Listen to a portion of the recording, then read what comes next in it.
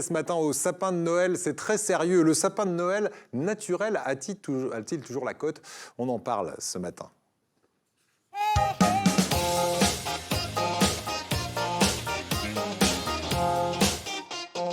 Et pour nous accompagner et répondre à cette question, Christine Robin sera avec nous. Elle est directrice de la pépinière Robin. Elle se trouve à Saint-Laurent-du-Croc. On est dans les Hautes-Alpes avec elle ce matin.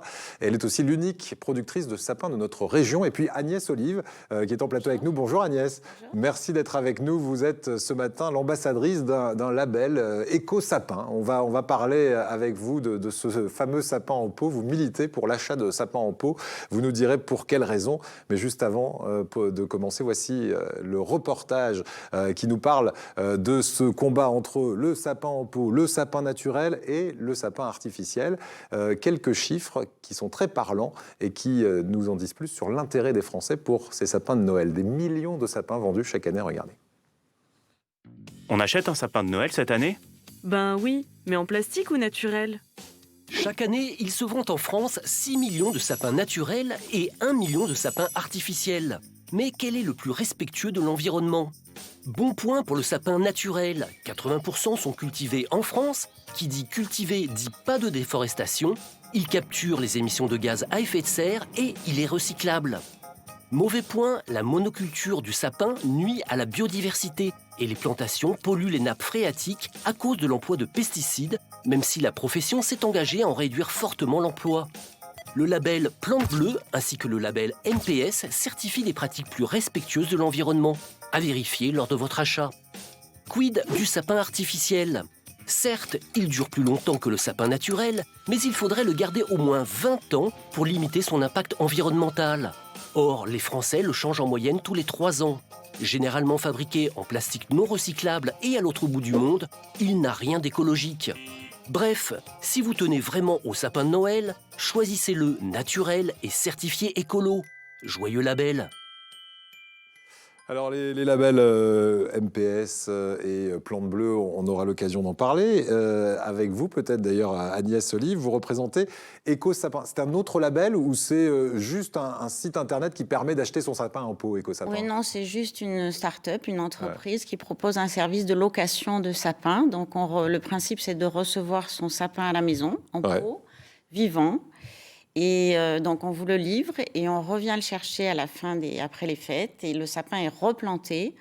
Et voilà, ça marche très bien. Ils ont 96% de réussite. Donc, il n'y a que 4% de sapins qui n'arrivent pas à revivre quand on les replante. Donc, dans ces cas-là, c'est recyclé en biogaz. Ouais. Et sinon, ça fonctionne très bien. Et alors, c'est bien sûr très, très écolo. Ouais, mais c'est très très cher aussi. Ouais, franchement, c'est beaucoup plus cher parce que si c'est qu'une location, j'ai par exemple le prix pour un sapin de 160 à 180 cm, on est entre 99 et 109 euros, contre pour le même sapin coupé, naturel, environ 45 euros. Oui, mais quand on est amoureux des arbres et qu'on se dit qu'il y a 5 millions de sapins qui sont tués chaque année...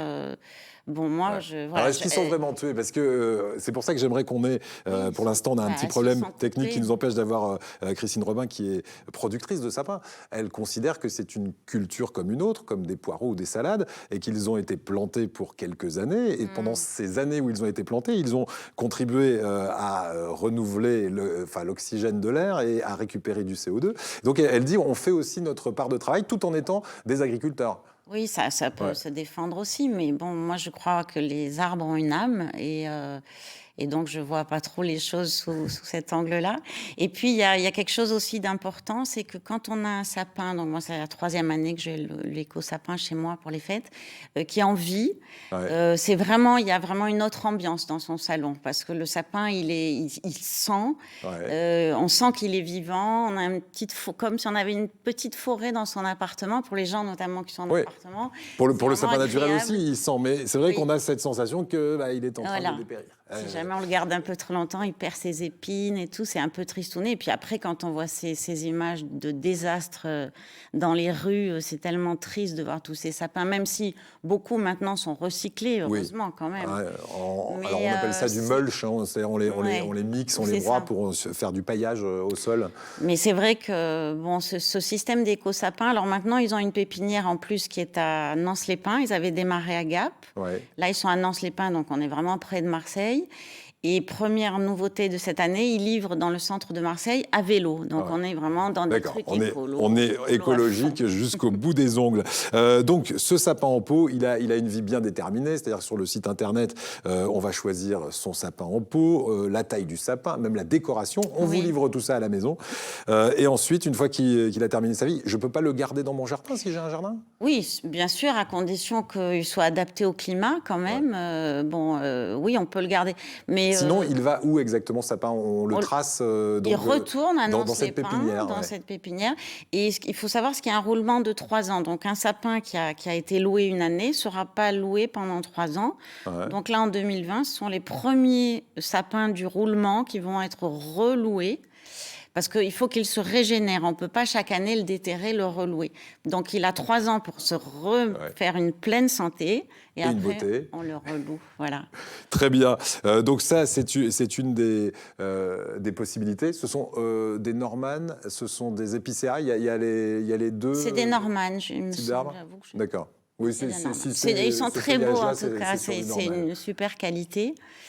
Et voilà, le kit de décoration, bon, c'est un petit plus parce que ça s'adresse aussi beaucoup aux entreprises et aux collectivités territoriales. Parce que quand on est à la maison, c'est bien de faire des décorations zéro déchet. Mais quand on est en entreprise, bon, quelquefois, c'est pratique de recevoir le kit de déco pour avoir rien à faire. Pour avoir ce sapin, donc voilà, avis aux entreprises qui n'auraient pas encore choisi leur sapin. Et pour les petits budgets, on peut prendre un plus petit. Aussi. C'est moins cher. Aussi, ça commence à partir de quel tarif Le colibri, c'est dans les 50 €, mais il y en a déjà plus. C'est les tout petits, ils Très bien. Déjà. Christine Robin est avec nous. Alors, elle est directrice de cette exploitation qui exploite des arbres de Noël tout au long de l'année. Bonjour, Christine Robin. Bonjour. Alors vous êtes à Saint-Laurent-du-Croc dans les Hautes-Alpes. On est par téléphone ensemble. Ces sapins que vous cultivez, combien vous en cultivez d'abord ? Est-ce que vous pouvez nous dire à peu près combien il y en a sur cette exploitation ? Sur cette exploitation, il y a à peu près une centaine d'hectares de sapins en culture. Et on commercialise à peu près chaque année environ 130 000 sapins. Ce sera le nombre commercialisé cette année. Très bien. Ces sapins, vous avez différents types, Norman, épicéa et d'autres sapins de Noël ?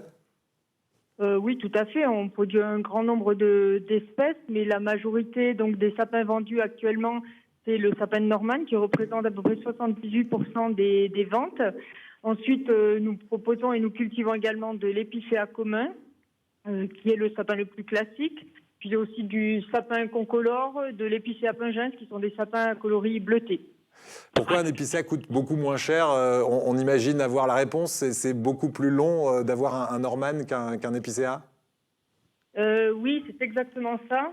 C'est-à-dire qu'un sapin de Norman, pour atteindre une taille de 1,50 m, 1,75 m à peu près, qui est la taille la plus vendue, c'est un sapin qui aura entre 13 et 15 ans.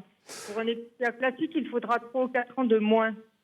Très bien. Les sapins les plus vieux sur votre exploitation, les plus grands donc, qui font parfois plusieurs dizaines de mètres, ils sont là depuis combien d'années ?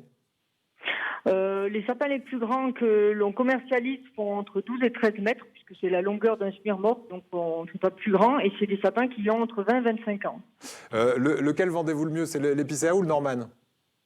Le Norman, puisque c'est le sapin qui ne perd pas ses aiguilles, donc c'est un sapin qui a la cote, puisque il peut être placé très tôt dans la maison, dès la fin novembre ou le début décembre, et tenir sans perdre ses aiguilles jusqu'au jour de l'an, voire début d'année suivante. Alors, on est en plateau, je ne sais pas si vous avez eu l'occasion d'entendre Agnès Olive qui plaide pour les sapins en pot. Pourquoi, selon vous, le sapin naturel coupé, celui que vous produisez, c'est le plus écologique que le sapin artificiel ? On est d'accord ?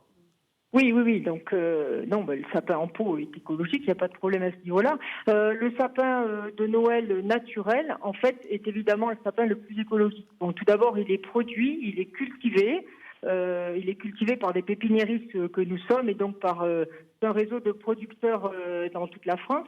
Donc, à partir de la graine, ces sapins, donc pendant toute la durée de leur croissance, vont produire de l'oxygène. Parce qu'en fait, comme toutes les plantes qui poussent, par le biais de la photosynthèse, un sapin de Noël va capturer du CO2, du gaz carbonique, donc il va garder le carbone dont il a besoin pour pousser, et il va relâcher de l'oxygène. Donc, en fait, le sapin de Noël naturel qui pousse est une mini-centrale à oxygène.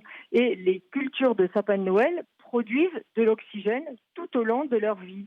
Donc, c'est quelque chose il n'y a pas plus écologique, contrairement à un sapin artificiel qui, lui, est produit à partir de résidus pétroliers, bien souvent fabriqués dans des usines du sud-est asiatique, parce que 100% des sapins artificiels viennent de là-bas. Ensuite, pour venir en Europe, il leur faut traverser la moitié de la planète. Donc là aussi, le bilan carbone, rien que pour leur transport est... Oui, et puis on l'a entendu dans le reportage, pour qu'un sapin artificiel soit écologique, entre guillemets, il faudrait qu'on le garde 20 ans. Malheureusement, on le change, paraît-il, en moyenne tous les 3 à 4 ans, le sapin artificiel. Et puis c'est moche en plus dire. Absolument. Voilà, en tout cas, vous ferez votre choix. Maintenant, connaissance de cause. Merci beaucoup à vous de nous avoir parlé depuis votre exploitation forestière. On a entendu les arguments. Alors, sapin en pot, sapin coupé ou artificiel. Après, ce sera aussi une question de budget. Oui. C'est une pépinière et là, il ne faut surtout pas faire la confusion. Oui. Que les sapins de Noël ne proviennent pas de forêt. Au contraire, ils sont cultivés sur des terrains agricoles. Et donc là où ils sont cultivés, ils ne sont absolument pas destinés à devenir des arbres forestiers. Voilà, nous ne sommes pas une exploitation forestière, nous sommes une pépinière et donc nous sommes agriculteurs. Voilà. Eh ben, écoutez, merci beaucoup pour la précision. Merci à vous deux en tout cas. Et dans tous les cas, que vous choisissiez un sapin d'une manière ou d'une autre, joyeux Noël à tous. Et nous,